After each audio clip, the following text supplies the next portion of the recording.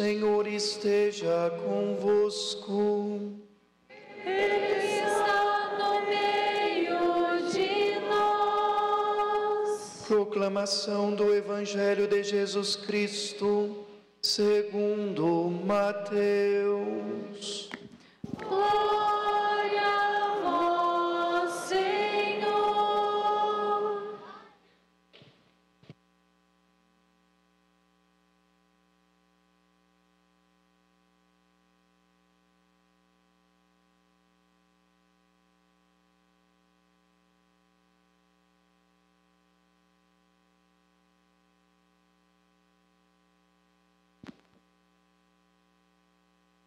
Naquele tempo, vendo Jesus as multidões, subiu ao monte e sentou-se.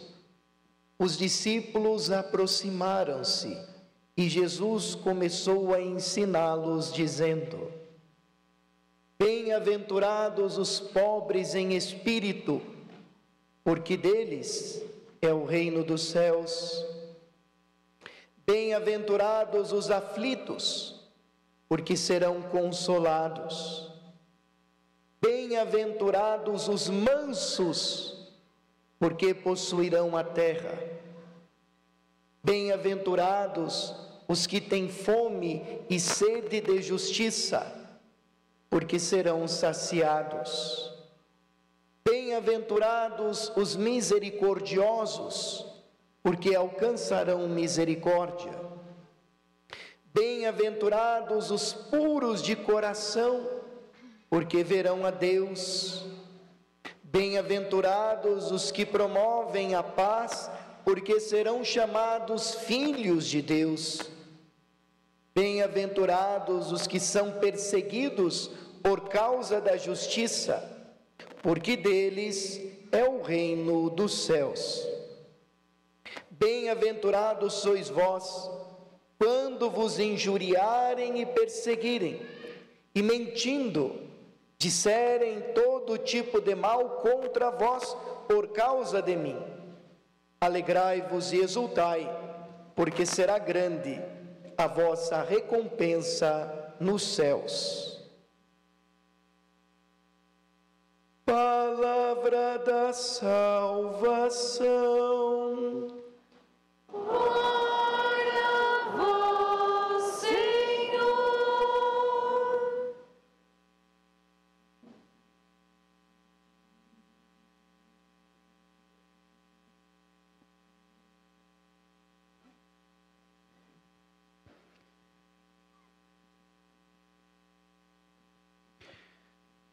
Amados irmãos e irmãs, esta solenidade está interligada também com a comemoração de amanhã. Hoje, dia 1º de novembro, nós celebramos a solenidade de todos os santos. E amanhã, dia 2 de novembro, nós celebraremos a comemoração de todos os fiéis defuntos, que também chamamos dia de finados. Por que finados? Porque são aqueles que findaram a sua vida terrena. A festa de hoje e a de amanhã, elas estão interligadas a partir da fé que professamos. Então, a igreja, ou nós como igreja, celebramos aquilo que nós professamos. Daqui a pouco nós vamos fazer a nossa profissão de fé, vamos rezar o credo. E no credo católico, a gente professa a fé na comunhão dos santos. Quem são os santos e santas? Eu e vocês que estão aí. Padre, eu não sou santo, às vezes eu erro, claro. Mas como nos diz o apóstolo São Paulo, a comunidade dos santos é a comunidade dos batizados. Todos nós que um dia fomos batizados, e por isso, quando os nossos pais nos levaram à pia batismal, eles nos levaram vestido de roupa de que cor? Branca, porque a veste branca é a veste da santidade, a veste com a qual um dia nós nos apresentaremos diante de Deus, como nós escutamos na primeira leitura de hoje, do livro do Apocalipse. Aqueles que estavam com veste branca, que vieram da grande tribulação e estavam em volta do trono do Cordeiro. Então a comunidade dos santos e santas é a comunidade dos batizados, isso é, cada um de nós, que pelo batismo fomos inseridos neste corpo místico de Cristo, que é a igreja. Então nós que estamos aqui na terra, nós fazemos parte da igreja militante, a igreja que milita, a igreja que marcha. Nós vivemos aqui com os pés no chão, mas devemos sempre ter presentes que nós não teremos aqui a morada permanente. Estamos com o pé no chão, caminhamos aqui na terra, mas sempre devemos olhar para o céu. O nosso lugar não é aqui. Podemos durar um pouco, alguns passam um pouco de 100 anos, mas nós sabemos bem que um dia nós teremos que retornar para aquele que nos deu a concessão de existência terrena, que é Deus. Então nós fazemos parte desta igreja militante. E hoje nós celebramos a igreja triunfante. E quem compõe a igreja triunfante? São aqueles e aquelas que, quando tiveram aqui na terra, observaram e viveram conforme os ensinamentos de Jesus. Estes, então, a igreja nos dá a certeza que estão nos céus, por isso são canonizados. A palavra cânon significa medida. Então, canonizado quem é? É aquele homem, aquela mulher que, enquanto estava militando aqui nesta terra, enquanto participava desta igreja que nós participamos, viveu à medida dos ensinamentos de Jesus, só fez o bem. Então a igreja nos dá a certeza, pelo processo de canonização, que participa da glória definitiva do Pai. E por isso eles intercedem por nós, porque eles participam desta comunhão plena com Deus. Então toda a graça que nós recebemos de Deus é graça de Nossa Senhora, é graça de Santo Antônio, é graça de São Francisco, é graça de Santa Teresinha, porque eles participam desta comunhão plena de Deus. Por isso a gente crê na intercessão deles. E amanhã nós vamos celebrar qual igreja? A igreja padecente. São aquelas pessoas que morreram e que nós não temos tanta certeza que estão nos céus, mas também talvez não estejam no inferno. Então elas já estão em qual estágio que a igreja chama? Purgatório. Estão purgando, estão purificando. Por quê? Porque quando o padre absolve o seu pecado, o padre absolve o seu ato, ele lhe dá a garantia da misericórdia de Deus, mas ele não apaga a pena. Uma pessoa, por exemplo, que mata uma outra pessoa e se arrepende, ela tem a misericórdia de Deus. Mas só que ela consegue devolver a vida à pessoa que ela matou? Não. Então ela tem que cumprir uma pena. Por isso que se a pessoa for descoberta, ela vai ser presa e terá que cumprir uma pena. E também terá que cumprir uma pena, mesmo se arrependendo, antes de contemplar a face definitiva do Pai. Então, por isso que nós amanhã vamos lembrar daqueles falecidos e vamos fazer o quê? Oferecer as nossas orações, as nossas penitências em prol deles que estão nesse tempo de purificação, para encurtar esse tempo em que eles estão sofrendo esta pena antes da contemplação da face definitiva do Pai. Então, nós fazemos parte disso que nós chamamos de comunhão dos santos. Por isso que nós podemos rezar pelos falecidos, aplicar nossas orações pelos falecidos. E por isso também nós podemos pedir a intercessão dos santos. Por isso que na segunda leitura de hoje, o apóstolo diz: vede que grande graça. A maior graça que nós recebemos é a de podermos ser chamados filhos de Deus. Pelo batismo, nós nos tornamos santos, fomos inseridos no corpo místico de Cristo, que é a igreja militante.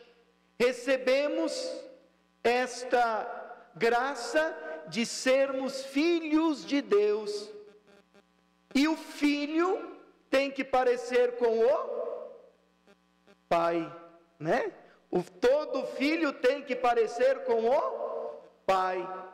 Não foi isso que o Filho Jesus disse? O que é que Jesus disse para os discípulos? Quem me vê, vê o Pai. Se a gente quer contemplar a face de Deus, a gente olha para quem? Para Jesus. Então Jesus é o rosto visível de Deus, que se faz carne e vem habitar entre nós. Ele é o Filho unigênito. E Ele nos ensina como que a gente faz para se parecer com o Pai. Ele que é Filho unigênito de Deus, Ele que nos fez filhos de Deus, Ele nos ensina como um filho de Deus deve viver. E como é que a gente deve viver? Qual é o manual que Ele nos dá? O Evangelho de hoje, as bem-aventuranças. Se eu quero ser um filho de Deus de fato, ou melhor, conservar esta santidade, esta filiação que eu recebi como selo no dia do meu batismo, eu preciso militar aqui na terra, buscando viver as bem-aventuranças. Por isso que as bem-aventuranças, elas são colocadas justamente nesta caminhada do tempo comum, o Evangelho das Bem-aventuranças. Porque parece um contrassenso quando Jesus diz que os aflitos, que os perseguidos, que os chorosos são bem-aventurados. Mas nós temos acompanhado nas liturgias passadas quem tem vindo à missa, por isso o padre insiste que não podemos perder as missas. O que nós temos refletido? Que a nossa alegria não pode estar nos bens materiais, que a nossa alegria não pode estar nas relações humanas, tão pura e simplesmente nas pessoas, porque pessoas, coisas passam, e quem é que fica? Só Deus.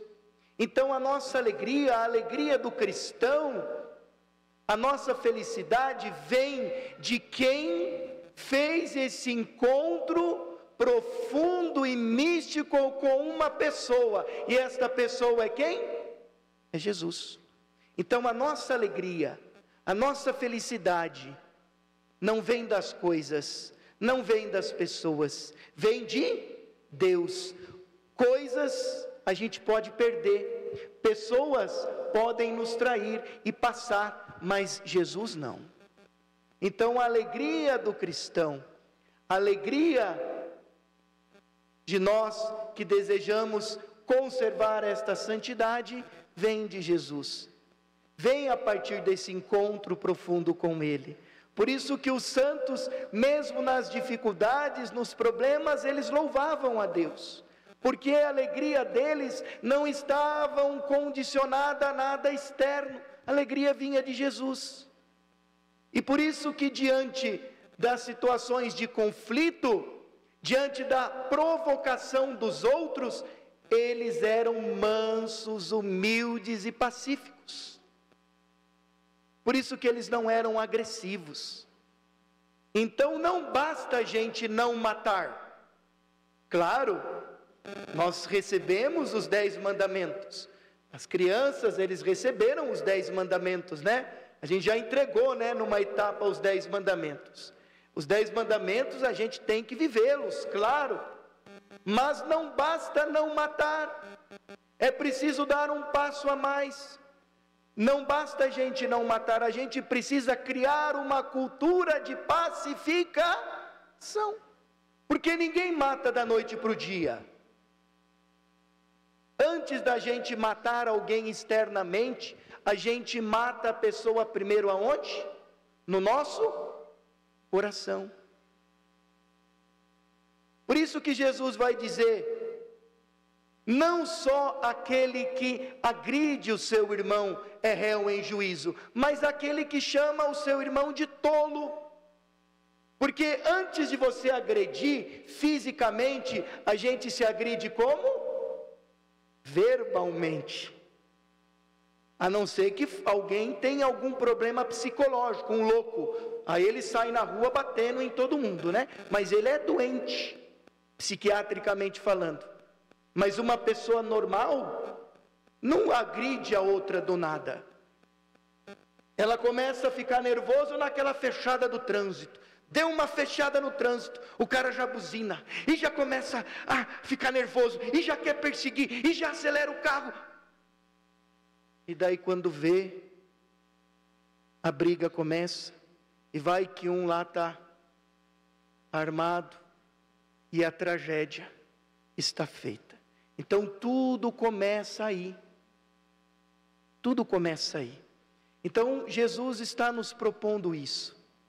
Jesus está nos propondo esse caminho que é apresentado pelas bem-aventuranças. Então, se nós queremos conservar esta santidade que recebemos no batismo, se nós queremos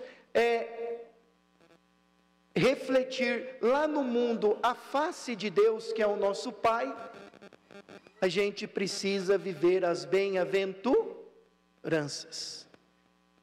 A gente deve ser feliz, se realizar, porque somos cristãos, a nossa alegria vem de Cristo, e através dele, tudo se torna diferente em nossas vidas.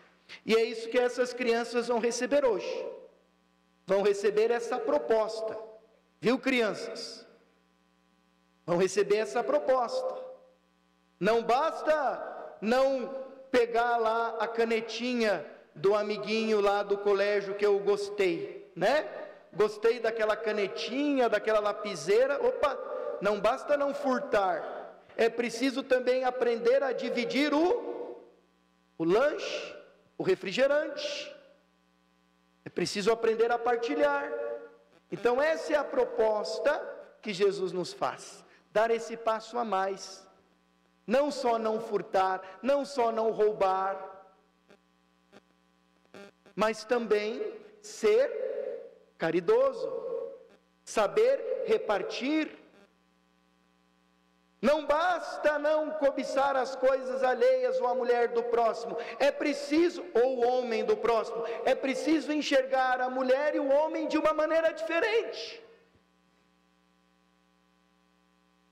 A mulher e o homem são filhos de Deus. Um homem não pode olhar uma mulher só pelos seus atributos físicos.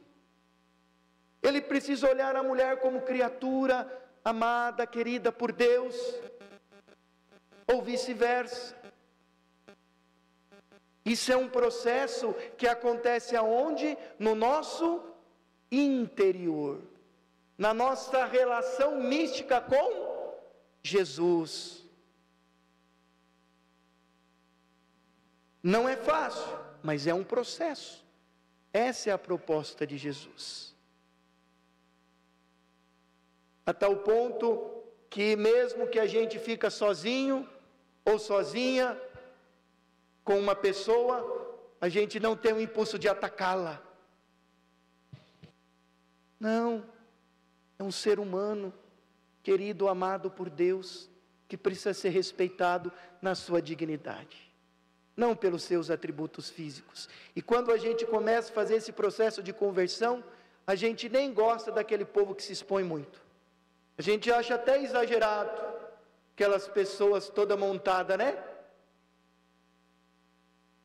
Porque o ser humano é mais do que isso, muito mais do que isso.